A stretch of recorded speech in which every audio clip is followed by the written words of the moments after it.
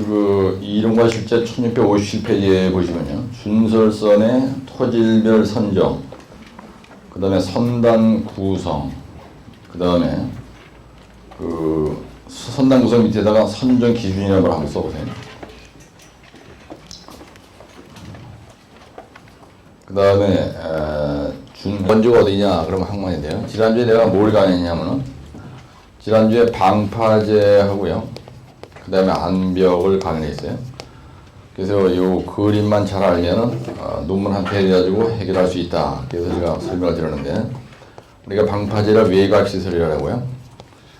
그 다음에 안벽을 접안시설이죠. 이걸 갖다 우리가 접안시설이라 해요. 그래서 내곽시설. 그래서 이건 배가 그 해안에 접속할 수 있는 시설이다. 그래서 우리가 이걸 영어로 퀘이월이라 해요. 퀘이월. 근데 이제 안벽이다 이렇게 내는 것보다는요. 출제자들이 그 접안 시설에 대해서 종류를 나열하고 그 다음에 그거에 대한 특징을 기술하시오. 이렇게 잘 냅니다. 이 문제는. 그래서 방파제나 안벽을 할 때는 이건 바다에서 하는 공사예요. 예, 그래서 바다에서 하는 공사이기 때문에 반드시 준설을 하게 되어 있습니다. 준설. 근데 여러분들 이걸 이해를 어떻게 하셔야 되냐면요. 우리가 그 육지에서 토공을 만약에 한다면 이렇게 있으면 여기에다가 이렇게 굴착을 해가지고요. 여기다 만약에 이런 하수처리장을 만든다든지 정수장 같은 거 배수지 만들 때 우리가 지하 구조물을 이렇게 하잖아요. 그럴 때 반드시 이걸 굴착하는 장비가 필요합니다. 그래서 이때 육상에서는 백호로 파잖아요. 그렇죠? 그래서 그 육상 토공에서 우리가 토목공사를 할 때는 반드시 먼저 스타트하는 게 백호로 파는 것부터 시작하잖아요. 그래서 이게 굴착 장비입니다. 이게. 그래서 이 굴착과 안반을 동시에 할 수 있는 장비인데 항반에서 준설선 그러면요. 육상 작업에서 백호와 똑같은 역할을 하는 겁니다. 근데 요 놈이 굴착만 하는 게 아니고요. 요 놈이 대매우기도 같이 해요. 예, 요즘에 대매우기 할 때 폐로다 끌고 오는 거 또라입니다. 예, 굴착이나 적재나 굴착하는 거, 때려 실는 거, 그 다음에 때려 메꾸는 거. 만약 옹벽이 이렇게 있다 그러면요. 이 뒤에다가 이렇게 메꾸는 걸 우리가 토공에서 얘기할 때는 대매우기라고 하는데 그 다음에 이거 굴착하는 걸 굴착이라고 해요. 근데 항방공사에서는요. 요 대매우기 하는 걸 뭐라 그러냐면요. 매립한다. 매립. 그 다음에 여기서 파는 거를 굴착한다 이렇게 얘기는 하고 준설을 한다 이렇게 얘기거든요. 근데 준설을 하는데 배로 만들어야 돼. 그러니까 해상공사에서 굴착 장비는 배로 다 되어 있는 겁니다. 배로. 왜 그러냐면 물속에서 파기 때문에 그래요. 그래서 이런 개념을 가지고 오시면 되는데 여러분들 안벽 공부할 때 배가 여기 이렇게 와서 여기다 접안을 해야 되잖아요. 그래서 L형 옹벽식 L형 구록식 안벽이다. 그러면 옹벽하고 똑같이 생겼습니다. 그래서 여기 이렇게 물이 있으면은 이 부분을 일하기 위해서 파요 이렇게. 예, 그러고 나서 나중에 이게 대매우기 한다고. 이 대매우기 하는 걸 해상공사에서는요 대매우기다 이렇게 얘기를 하고 매립을 한다 이렇게 얘기하는 거예요. 매립. 예, 그래서 이 준설선은요 이 준설선의 용도는 뭐냐면 준설과 매립을 동시에 하는 장비예요. 매립. 그래서 여기서 여기에 대매우기다 이렇게 이해를 하시고 요거는 이제 굴착한다. 그래서 해상공사에서 굴착 장비 이름은 준설선이고요. 그래서 여기다 선이라는 말이 붙은 게 이게 이제 배선자를 이렇게 쓰는 겁니다. 그래서 요 놈이 배로 된 그 배 위에 장비가 있다는 얘기예요. 그래서 그런 장비에는 어떤 게 있느냐. 그래서 이 출제 경향을 보면 어떻게 되냐면요. 준설선의 선정시 고려사항에 대해서 쓰러낼 때 고려사항을 쓰러낼 때 토질별로 선정시 고려사항을 기술하시오. 이렇게 나오고 준설선의 선단 구성에 대해서 기술하시오. 이거는 장비조합서라는 겁니다. 그래서 준설에서는 우리가 일반적으로 장비조합 그러면요 굴착, 토공 장비의 조합 이렇게 얘기를 하는데 준설선, 해상공사에서 굴착 장비, 즉 준설 장비에 대해서는 이 장비 조합이라는 말을 잘 안 쓰고요. 선단 구성이라는 말을 잘 씁니다. 근데 시험장에 가면요, 이거에 대해서 사토 방법에 대해서 기술하시오 또 이렇게 나요. 예, 사토 방법에 대해서 할 때 사토를 어떻게 하느냐 그러면 선단 구성을 해서 사토를 하는 겁니다. 그래서 준설선의 선단 구성이 준설선의 장비 조합이 바로 장비 조합 방법이 바로 사토 방법하고 똑같아요. 지금 내가 이런 멘트를 왜 얘기를 하냐면 여러분들이 집에 가서 열빠지게 외워봐야 이런 내용에 대해서 이해를 안 하고 무대뽀로 외우면요, 자기가 외운 게 답인데 시험장에 가서 엉뚱한 짓 하고요, 놀래 자빠진단 말이야. 그래서 깜짝 놀라가지고요, 시험장에 가서 그런 일이 없도록 하기 위해서 이제 이런 말씀 드린 겁니다. 그래서 우선 1657페이지에 보시면은 그 문제가 잘 풀어져 있는데요. 그 준설선의 종류와 특징이 돼 있어요. 그래서 뻔부선, 그 다음에 그라브선, 바켓선, 디퍼, 호퍼. 그래서 이걸 약자로다가 뻥그버디 호세라고 돼 있죠. 그래서 거기다 뻥그버디 호세라고 한번 쏘아보시고요. 그래서 뻔부선, 그라브선, 바켓선, 디퍼선. 그렇죠? 그래서 일단은 이해를 돕기 위해서 전초전환 한 일부만 얘기하면 이렇게 이제 만약에 예를 들어서 그 동해안이 있다, 그죠? 수심이 만약에 한 30m 정도 된다, 그죠? 예. 한강은 수심이 10m밖에 안 되거든요. 근데 바닷가는 보통 30m 이상 됩니다. 이렇게 됐을 때 이 자리를 굴착한다는 겁니다. 준설을 한다는 건 이렇게 굴착을 한다는 거거든요. 그랬을 때 이것도 장비란 말이에요. 그래서 준설선은 토질별로 선정합니다. 우리가 굴착을 할 때 일반 육상공사에서도 이렇게 집안이 있습니다. 근데 여기가 안반이야. 여기서 10점만 딱 들어가면 여기서부터 만약에 안반이다. 근데 여기다 백으로 가져가는 건 또라이란 말이야. 그래서 모든 장비는요, 토질별로 선정을 합니다. 토질별 준설선에 선정을 한다 이거야. 토질별 준설선을 선정해요. 그래서 여러분들이 장비나 여기서 얘기하는 준설선의 종류가 바로 뭐냐면요, 준설선의 종류가요, 준설선의 종류가 바로 뭐냐면요, 매립공법이에요. 이거예요. 만약에 시험장에 가는데 매립공법의 종류를 나열하고 특징을 기술하시오 이렇게 나왔어요. 어떤 사람이. 그렇죠? 그럼 매립공법의 종류를 나열하고 특징을 써라. 이게 옛날에 과거 30년 전에 한 번 나오고요, 한 번 나눴습니다. 그래서 매립공법에 대해서 쓰시오 그러면요, 준설선의 종류를 쓰는 게 답이라는 얘기입니다. 여러분들 토공에서 다진공법에 대해서 기술하시오 이러면요, 이게 다진 장비에 대해서 쓰라는 거예요. 예? 예. 다진 장비를 어떻게 선정하냐면요, 전진충, 그 다음에 전모구, 그 다음에 불도템타, 불도자, 로드로라, 캠핑로라, 타이어로라, 그죠? 그 다음에 여기는 진동 로라, 진동 컴팩타, 진동 타이어로라, 이렇게 점성토, 그 다음에 사질토에 따라서 장비가 이렇게 선정이 되잖아요. 근데 이거 다진 장비는 확실히 알고 있는데 시험장에 하는 게 다진 공법을 기술하시오 이렇게 나왔어요. 예? 다진 공법에 대해서 기술하시오 이렇게 나오면요, 다진 장비의 종류를 나열하고 내가 알고 있는 거를 쓰는 게 답이다라는 얘기입니다. 예? 다진 공법의 종류 그러면 따라 전진충, 전모구, 블루텐타, 로그텐타 쓰는 게 답이야. 그러니까 이런 걸 좀 잘 알고 계시고요. 이런 걸 모르고 책을 보면요, 하여튼 정신이 없어요. 내가 옛날에 공부할 때 이것 때문에 한 3년 한 겁니다. 3년. 그래서 선배님들이 학원에 와서 제 강의를 들어오신 건요, 요런 멘트를 들어오신 거예요. 그죠? 예. 그래서 집에 가서 동영상 보실 때 뭐 이런 걸 또 다시 반복해서 보기 때문에 상당히 아주 효과적으로 공부할 수 있잖아요. 근데 준설선에 대해서 만약에 시험장에 갔는데요, 토질별 준설선 선정식 고려사항 쓰시오 이렇게 하세요. 근데 요거 하고요, 그 다음에 준설선의 종류를 나열하고 특징을 기술하시오 이렇게 다 이렇게 나섰습니다. 한 번에 옛날에. 그럼 준설선의 종류별 특징에 대한 답이나 토질별 준설선 선정식 고려사항이나 같습니다.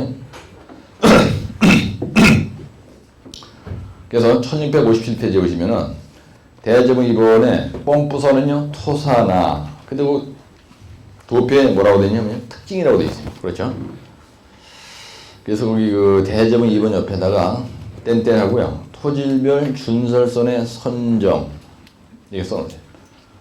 요 대제목 2번이 토질별 준설선의 선정에 대한 답입니다. 그 다음에 준설선의 종류와 특징에 대한 답이다 이런 얘기예요. 그래서 펌프선은 토사나 모래 집안의 준설을 쓰고요. 그라브선은 연약 집안에 쓰는 겁니다. 연약 집안 토사, 아주 그냥 진흙탕 걸 쓰는 겁니다. 그라브선은. 그 다음에 바켓 준설선은요. 바켓은 바가지로 떠올려야 돼. 축탕을 갖다가 바켓으로 이렇게 품으면요. 절대로 굴착이 안 됩니다. 그렇죠? 예, 바켓이란 거는, 바켓 준설선이란 거는 그 바가지 모양으로 되어 있는 거예요. 그래서 바켓선은 자갈만 가능합니다. 자갈. 예? 자갈만 가는 거예요. 자갈 섞인 토사. 자갈이 많은 경우에는 바켓선이에요. 그래서 펌프선 옆에다가 토사라고 써놓고요. 여러분들이 써놓으세요. 그라브선은요, 연약 집안 토사. 그러니까 실트, 막 진흙탕입니다. 디퍼선은요, 부서진 암버러, 단단한 토질, 디퍼. 예? 근데 호퍼준설선은요, 점성토에 유리하고요. 쇠암선은 암을 깬다. 그러니까 무조건 암반입니다. 암반을 굴착하는 게 쇠암선이에요. 그런데 디퍼선은 부서진 돌멩이 있는 경우에는 쇠암선을 안 하고 디퍼선이라는 걸로 해도 된다는 얘기입니다. 따라 뻥그버디 호세. 이거 외울 때는 토연, 자, 암, 점암 이렇게 외우시는 거예요. 토연, 자암, 점암. 네? 뻥그버디 호세는 토암, 자암 이렇게 외우시는 게 좋다는 거예요. 그래서 처음에 쓸 때 이 계열을 써야 되겠죠. 두 번째는 토질별 준설선에 대해서 선정 플러스 준설선의 종류와 특징 똑같은 말이라 했죠. 예, 종류와 만약에 특징을 쓰라 하더라도 답은 같다는 겁니다. 그러면 여기서 뻥그버디 호세 이렇게 외우시는 거예요. 호세 호퍼준설선 쇠암선 이렇게 되어 있죠. 이걸 아까 뭐라 했어요? 번데기는 뭐라 그랬어요? 이게 일반 토사라고 했습니다. 그 다음에 그라브선은 뭐라 그랬어요? 연약 집안, 아주 연약 집안 토사, 뭐 실트 이런 거. 그 다음에 바켓 준설선은 자갈이에요. 디퍼는 암은 암인데 무슨 암이라고요? 예, 부서진 암이라 그랬어. 부서진 암. 그런 거예요? 디퍼. 그 다음에 호퍼 준설선은 뭐라 그랬어요? 점성토. 그 다음에 쇠암선은 암반 굴착이 하는 거예요. 암반. 그럼 여러분들이 뻥그버디 호세 이렇게 외우시고 이걸 외울 때 토연, 자, 부, 점암 이렇게 외우시는 게 좋아요. 만약에 이걸 이렇게 안 외우시잖아요. 그러면은 되는데 지금 여기 펌프 준설선이라는 거, 그라브, 바켓, 디퍼 이거를 여러분들이 그림을 지금 보시면요. 왜 이게 바켓 준설선이 왜 자갈만 가능한지를 여러분들이 좀 알 수가 있어요. 그래서 그림 한번 잠깐 보시자고요. 처음 공부하실 때 빨리빨리 뭘 하려고 하지 마시고요. 항상 처음 공부할 때는 매 장마다 칼라 사진이 들어있어요. 그 칼라 사진을 먼저 이렇게 심심할 때마다 보시면 여러분들이 그 준설선 한 번도 눈으로 보지 못한 사람이 있습니다. 내 사우디 칼리만탄이나 인도네시아의 그 준설 공사를 옛날에 극동에 있을 때 많이 했거든요. 극동에서. 그래서 이제 많이 가봐서 이제 아는데 선배님들 한 번도 안 하신 분들은 준설선 그러면요 생기먹은 모양새가 어떻게 생긴 건지 모릅니다. 어떤 사람 백호가 어떻게 생긴지 모르는 사람들이 있어요. 따라서 백호, I love 백호, 백호가 좋은 거예요. 그래서 1697페이지에 보시면은 스틸 시트 파일이 있습니다. 예, 그런데 이게 강관, 그죠? 예, 스틸 시트 파일로 한 가물막이 시공 전경이 1697페이지면 하단에 있죠. 예, 시트 파일을 박았을 때 깔려 보이는 게 이제 이렇게 보이는 거예요. 여러분들 시트 파일은 철판떼기를 박는 겁니다. 그 다음에 1698페이지에 보시면요. 준설선은 우리가 영어로 드레저라 해요. 따라 드레저. 네, 드레저라 해요. 드레저. 백호 드레저입니다. 네, 그래서 여기 한 방에 볼 수 있게 넣어놨는데 1699페이지에 보시면요. IHC 비아버 이건 회사 이름입니다. 그래서 카터 삭션 드레저라는 게 있어요. 카터 삭션, 따라 카터. 카트란 말은 암반을 자른다는 얘기입니다. 삭션이란 말은 빨아올린다는 얘기예요. 암반을 잘라서 빨아오르는 준설선이라는 얘기예요. 그래서 거기 보면 아주 대단하죠. 예, 백호하고는 게임이 안 됩니다. 예, 그래서 이렇게 무식한 다이아몬드 비트 같은 걸로 다 그냥 후벼 파는 거예요. 그러니까 이건 뭐 굴착하는 것 같아요? 카터 삭션 드레저라는 거는요. 암반 굴착입니다. 그다 써놓으시고요. 그냥 깔려보지 말고요. 계속 적어야 돼요, 여러분들은. 내가 지난번에 한번 얘기했죠, 강의할 때. 여러분들 기숙사자격증을 가지고 저하 공부해서 날다리가 안 되고요. 완벽한 실력자가 되어서 합격을 하고 나면은 나중에 내가 몸담고 있는 게 도로공사다, 주택공사다, 아니면 현대건설이다, 아니면 삼성이다, 고려개발이다, 뭐 이렇게 충남도청에 근무한다. 그러면요, 거기에서 여러분들이 사내 강사로 나가서 유창하게 강의를 할 수가 있습니다. 그럴 때 이런 거 실제를 가지고 강의하시면 되는 거예요. 그래서 그 1700페이지 그럴 때 여러분들이 여기다 멘트를 써놔야 되는 거예요. 내가 언제 그런 일이 있겠냐. 근데 오늘 갑자기 대학교에서 시간 강사 오셔가지고 강의를 좀 해달라 이렇게 나이가 들면요 연락이 올 수도 있어요. 그럴 때 집에서 노련히 가서 1시간 해주고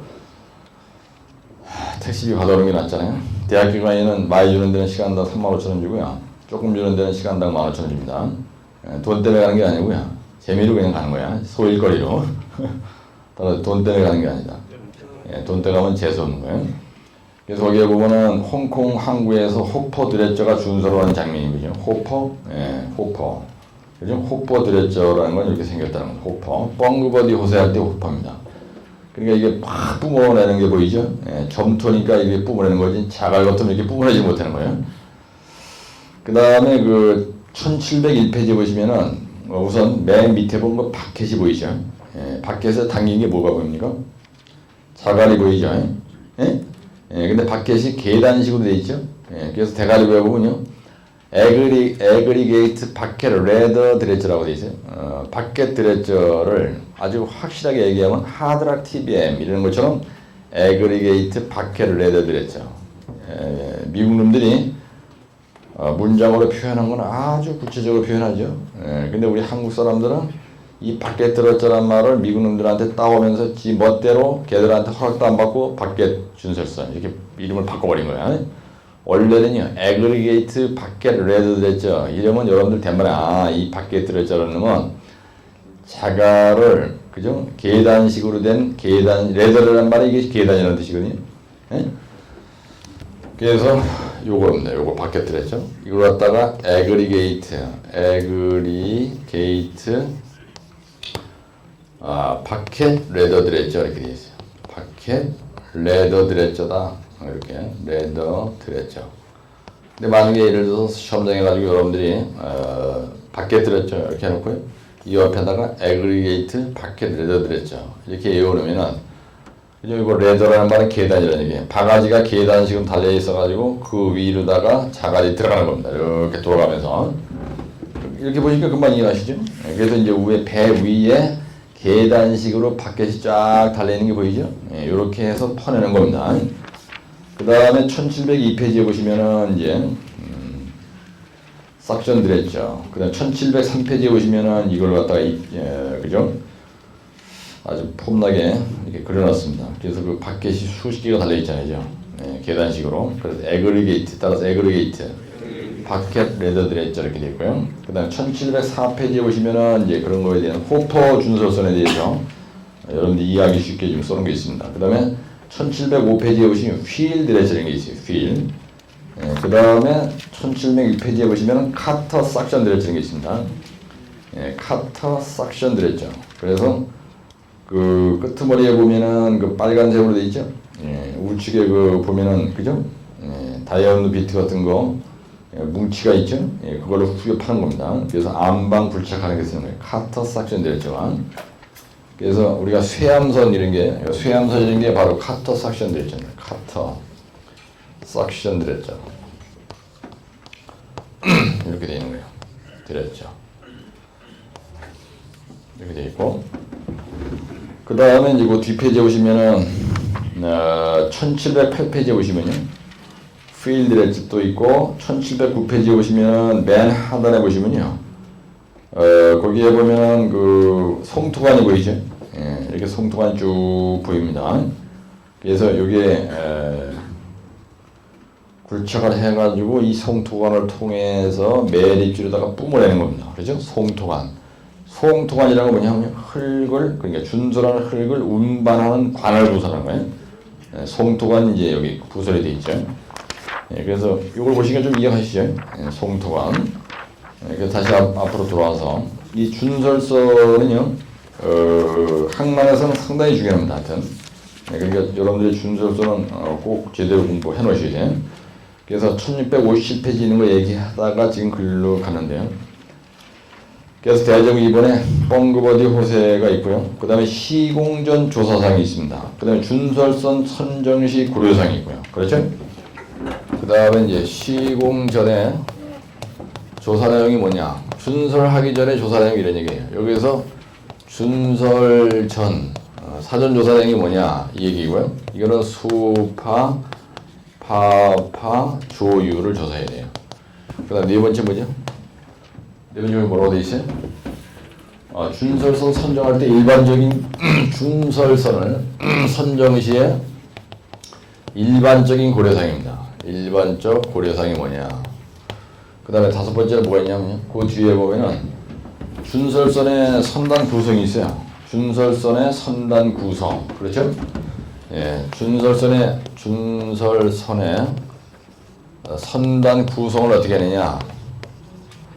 요걸 갖다가 우리가 장비 조합이라 해요.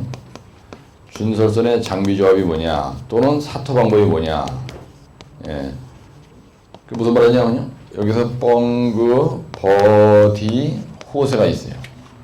그러면 이런 펌프 준설선 가지고 하고, 그 다음에 그라브로 일을 하고, 그 다음에 밖에 준설선으로 일을 하고, 디퍼 준설선으로 일을 할 때, 여 뒤에 따라오는 장비가 뭐가 같이 따라다니냐. 그래서 끌토행이 들어간다는 얘기입니다. 이거 뭐냐면 끌배예요. 그 다음에 토운선이 있어야 되고요. 그 다음에 앵커 바지가 있어야 돼요. 이게 무슨 말이냐면요. 펌프 준설선 혼자서 일을 못합니다. 그래서 이 펌프 준설선이 일을 하려면은 여기서 우리가 끌배를 영어로 타그보트라 해. 끌고 가는 배다. 그래서 바지를 끌고 가는 거를 끌배라 해. 그 다음에 흙을 운반하는 선을 토운선이라고 하고 앵커 바지. 그래서 끌배라는 건 토운선을 끌고 가는 장비입니다. 그래서 준설선의 선단 구성은 어떻게 하느냐. 뻥그버디 호세에다가 끌통이다. 이런 얘기예요. 이 도표가 무지개 중요해요. 여러분들. 하여튼 이거는 확실하게 하게 된다. 이거하고 여기서 이거예요. 하이라이트는 이거 두 개입니다. 이거 두 개만 외우면 여러분들 단반에 이게 1.5페이지 가까이 돼요. 네? 그래서 이런 키가 되는 걸 외울 때, 이 대제국 2번에 토질별 준설선에 이거 하고, 그 다음에 준설선의 선단 구성, 이거를 멀렐레하게 외우면요, 중요한 걸 멀렐레하게 쓰면은 점수가 안 나는 거야. 우리가 여기다가 끌통이라 그랬어요. 끌배, 토행. 여기서도 한번 써줘도 좋고, 여기서 또 한번 써. 그래서 이거는 완전히 별도의 대제목으로 띄워서 시험장에 써야 되는 겁니다. 그러면 우리가 바다에서 불착하는 거기 때문에 수심, 그 다음에 파도, 파랑, 파고, 조이간만의 차. 그죠? 예, 조이간만의 차. 그 다음에 유속이에요.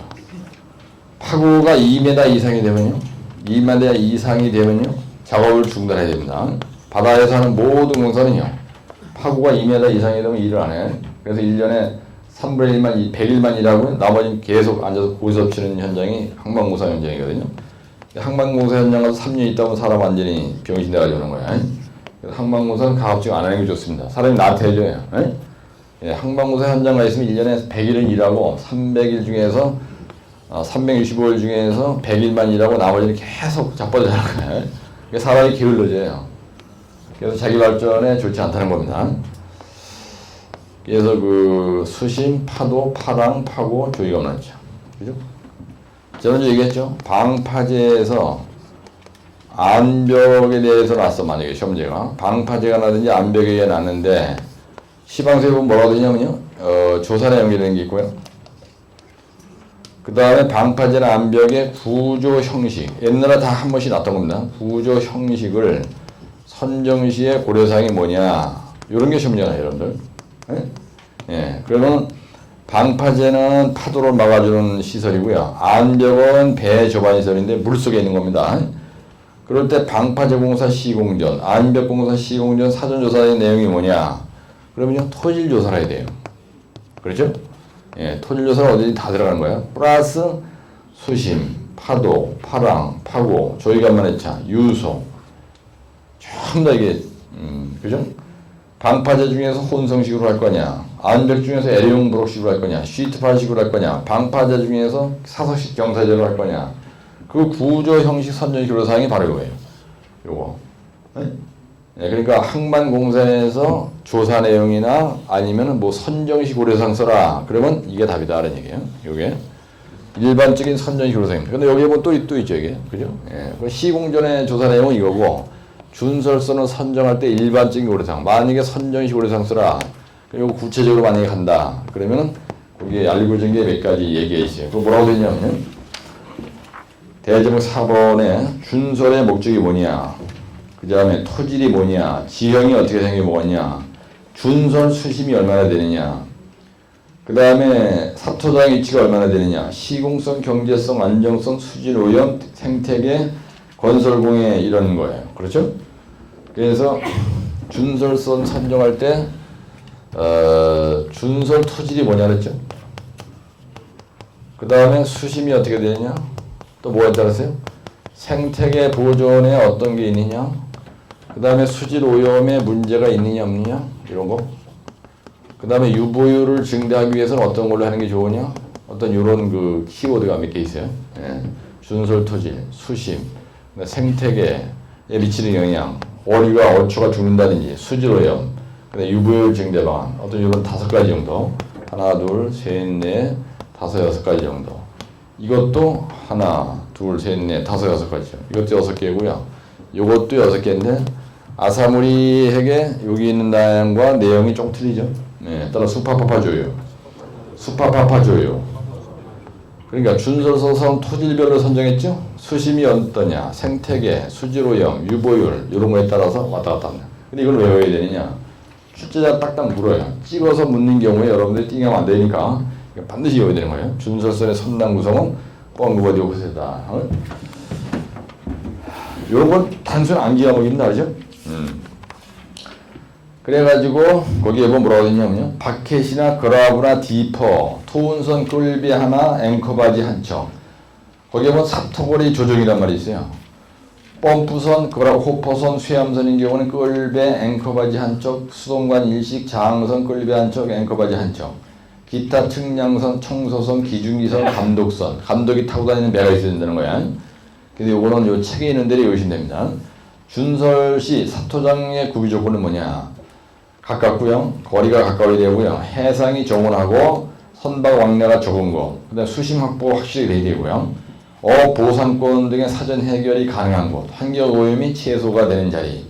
준설 매립 시 시공관리 사항. 근데 여기 있는 내용들이 사실 뭐냐면 준설 매립할 때 시공관리할 내용이 뭐냐.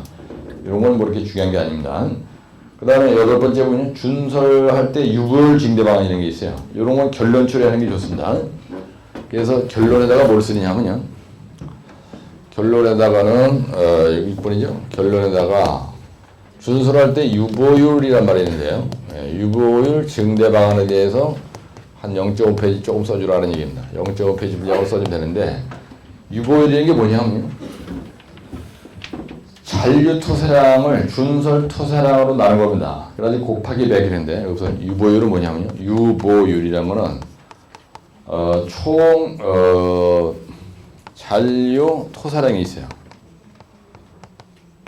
이거를 갖다가 그 준설 토사량으로 나눈 거예요. 그래서 곱하기 100. 그래서 이 숫자가 크면 좋은 겁니다. 무슨 얘기냐면요. 내가 여기에서 이렇게 있는데요. 여기서 준설을 해가지고요. 여기다 갖다 이렇게 매립을 만약에 했다. 봐. 이렇게 매립을 했어요. 근데 매립을 이렇게 했을 때 여기에서 100루벨을 판 겁니다. 100루벨을 파가지고 여기다가 이렇게 탁 매립을 했는데 여기에 50루벨밖에 안 남았다. 그러면 여기에 실제로 한 매립한 양은 50%밖에 안 되잖아요. 그죠? 준설한 토량이. 그래서 유보율이란 말은 뭐냐면, 그죠? 여기다 메꿨을 때 여기서 100루벨을 파가지고 여기다 들어보는데 물이 다 빠져나가고 그러면 흙만 조금 남을 거 아니지? 그런 얘기입니다. 그래서 유보율이 거기 뭐라고 되냐면요. 점성토는, 그 다음에 사질토는, 그 다음에 자가란 이렇게 되어 있어요. 점성토는 70% 정도밖에 안 돼요. 이하밖에 안 되고, 사질토는 조금 높아. 그래서 한 75에서 한 95% 이하라고 되어 있고요. 그 다음에 자갈은 뭐라고 되냐면요. 자갈은 95% 이상이라고 되어 있어요. 예, 밖에 준설선으로다가 여기 있는 자갈을 퍼가지고 여기다 들어보았습니다. 그러면 점성토나 사질토에 비해서 여기에 많이 남겠죠. 예, 그런데 점성토는 70%밖에 안 남는다. 나머지 30%는 물로 다 빠져나간다는 얘기예요. 이해가시죠? 예, 그래서 요 유보율을 높이려면 여기에다가 들어볼 때 이 자리를 갖다가 그냥 막연하게 들어붙지 말고요. 이걸 위에서 내려다본 평면으로 이렇게 봤을 때 여기서까지가 만약에 10m다. 여기서까지가 10m야. 그럼 위에서 내려다봤을 때 이렇게 된 겁니다. 원래는 여기서까지 10m고요. 여기서까지도 10m야. 내가 매립할 자리가. 그럼 이렇게 하지 말고 이거를 갖다가 이렇게 해서 부록 분할을 하는 거예요. 칸막이를 만들어내는 겁니다. 그래서 처음에 이렇게 돼 있던 거를 이런 식으로 우리가 부록을 분할해서 매립지를 갖다 이렇게 부록을 분할해 가지고 여기다 갖다 들어보고 여기다 들어보고 여기다 들어보고 여기다 들어보고 이렇게 하면은 여기에 잔류량이 많다는 얘기예요. 이 유보율이란 말은 잔류율 얘기예요. 잔류율. 이해가시죠? 그래서 이거를 어떻게 하면 유잔준 이렇게 보시면 돼요. 유잔준. 그래서 이 유보율은 클수록 좋은 거 아니에요? 그렇죠? 네, 그래서 요거 할 때 요거 70% 점성토를 70%로 딱 놓으시고요. 사질토는 이거하고 똑같다고 보시고 그 다음에 자갈만 95% 이상이다. 그럼 70, 70, 90이다. 이렇게 외우실 때 이거는. 네?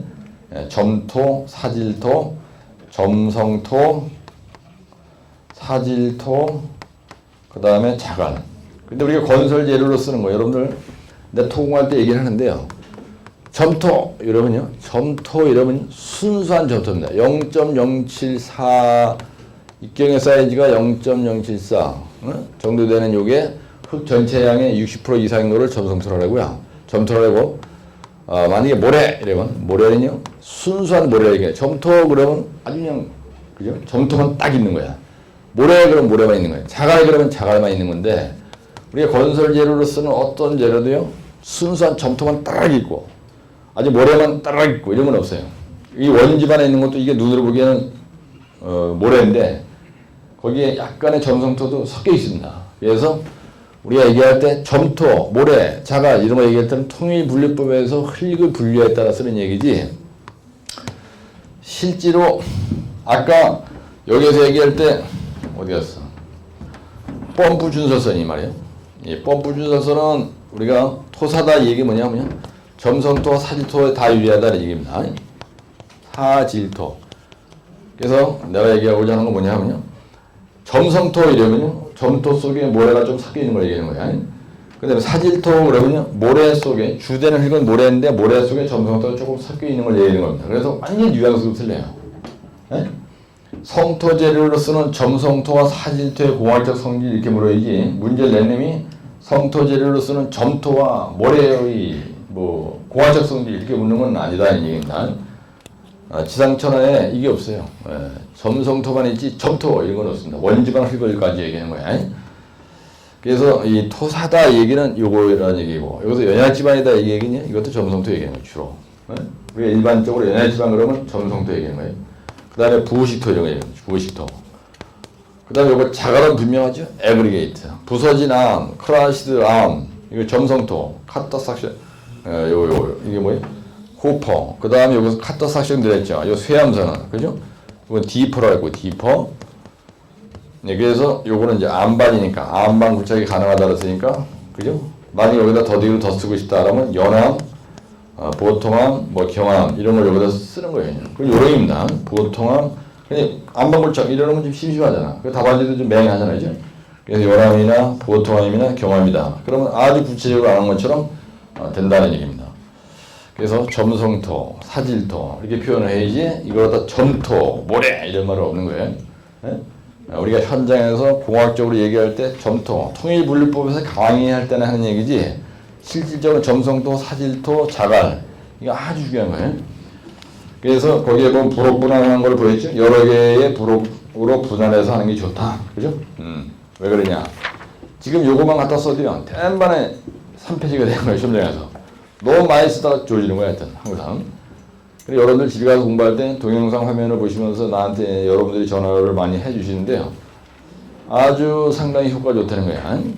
세 번만 봐도 거의 80% 대가리 박히니까 합격 기간은 최소한도 반 이상 줄어들 수 있어. 자기가 아는 사람은 아는 인간들은 뭐 2년 한 사람도 있고 3년 한 사람도 있는데 나는 요거 내려면 하면 이거 1년 내에는 내가 어떻게 끊을 수 있겠다 이런 얘기 하는 사람들이 많이 있습니다.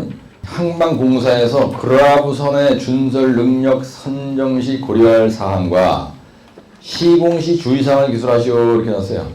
이게 74회 때 이렇게 나왔습니다.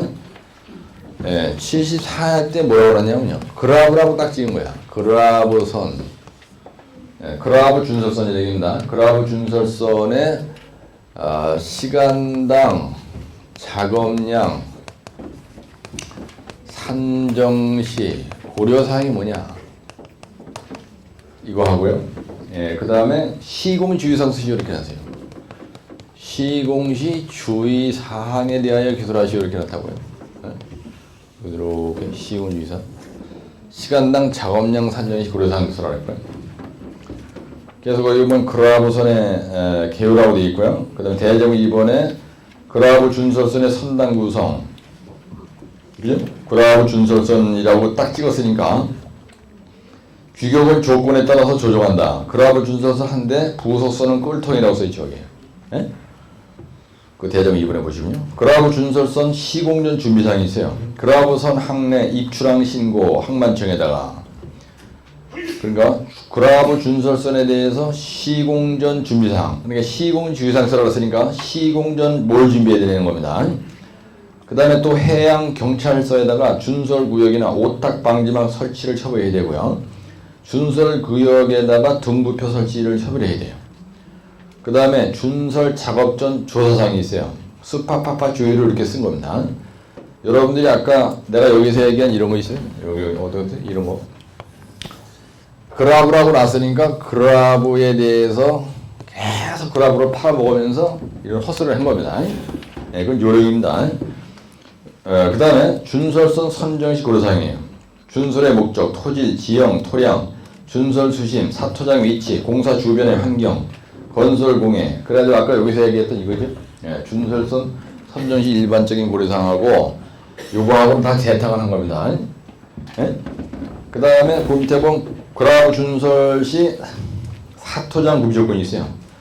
사토장은 준설 구역에서 운반거리가 가까운 곳, 선박의 왕래가 적은 곳, 충분한 수심과 면적이 확보된 곳에 선정하죠. 그 다음에 양질 경제성이 중요합니다. 양질 경제성. 그 다음에 어업 및 기타 보상권이 해결되고 환경 오염이 최소인 곳. 그런 데다 형광펜 색깔 칠하시고요. 어업 및 기타 보상권이 해결돼야 돼요. 그 다음에 환경 오염이 최소인 곳. 그죠? 예. 그 다음에 본인이 시공한 그라브 준설의 시공 관리도. 그래가지고 그라브 준설선이 있고요. 그 다음에 그 옆에 토운선이 있습니다. 예. 그 다음에 오탁 방지망을 갖다가 등부표로다 설치한 거를 갖다가 그림을 그린 거예요. 그리고 GPS라는 것도 하나 보이죠? 예, 그 다음에 앵커로다가 붙들어 맸다. 왼쪽에는 안벽을, 그죠? 예, 하나 그려놨고요. 사면에 여굴, 저면에 여굴. 그래가지고 그 밑에 그라브선이라는 건 쳐다보세요. 예, 네타가 쳐다보세요. 그라브는 이렇게 찍는 거예요. 이렇게. 예, 이렇게 하는 걸 그라브선이라고 해요. 흙을 팔 때 이렇게 하는 걸 우리가 그라브라고 한다. 그래서 그럼 움켜쥐다는 말이죠. 예, 그라브라는 말을 그릴 때 그라브 밖에서 그릴 때 이런 식으로 그리잖아요. 이런 식으로. 이렇게 찝는 걸 얘기하는 거야. 그래서 그 밑에 보면 집게처럼 그려져 있죠.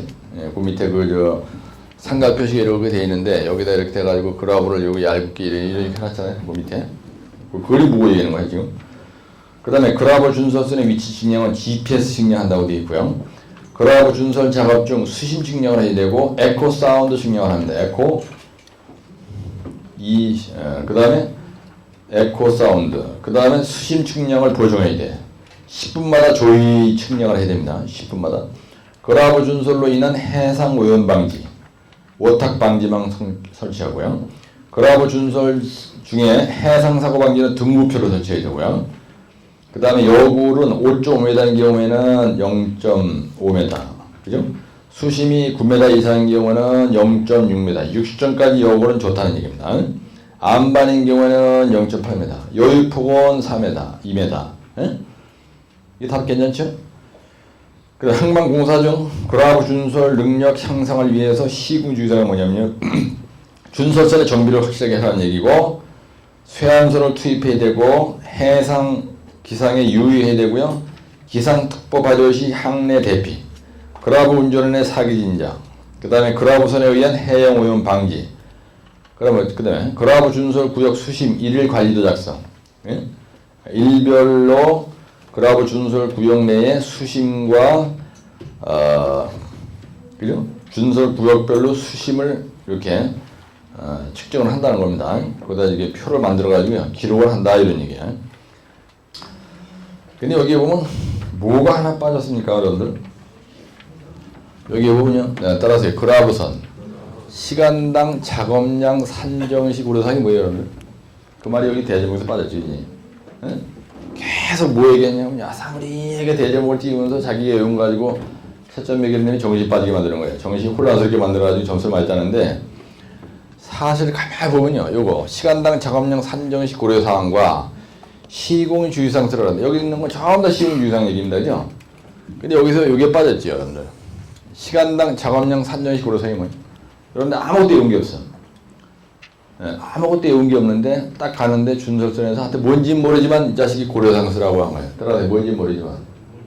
안 따라해? 뭔진 모르지만 고려사항 쓰라고 그랬어. 그럼 뭘 쓰긴다 그랬어요? 예? 뭔진 모르지만 고려사항 쓰라고 그랬어. 그러면 항만공사에서 고려사항은 뭐의 답이? 따라서 수심, 파도, 파랑파, 수파, 파파 조유예요. 정확하게. 응? 시간당 작업량 산정식은 Q는 있거든요. CM분의 3600QKF입니다. 이런 식으로 작성을 하는데, 여러분들 이거 백호의 시간당 작업량 산정식이죠, 이게. 예? 예. 근데 시간당 작업량 산정식 고려사항 쓰시오 그러면 사이클 타임. 이게 답이죠. 그 다음에 작업 효율. 이 작업 효율이라는 건 뭐에 따라 틀려요? 토지별로 틀리죠. 이거 토량 환상계수죠. 자갈, 점토, 이거 토량 환상계수가 틀리죠. 맞잖아. 예. 그 다음에 요거 K는 뭐예요? 요건 밖에 계수죠. 그 다음에 여기서 Q는 뭐예요? 밖에 용량이죠. 예? 예, 밖에 용량. 그럼 그러다 보니까 밖에 용량이 있을 거 아니죠?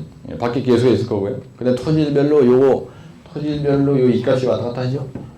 그 다음에 요 환상계수가 틀리지, 사이클 타임이 틀리다고요.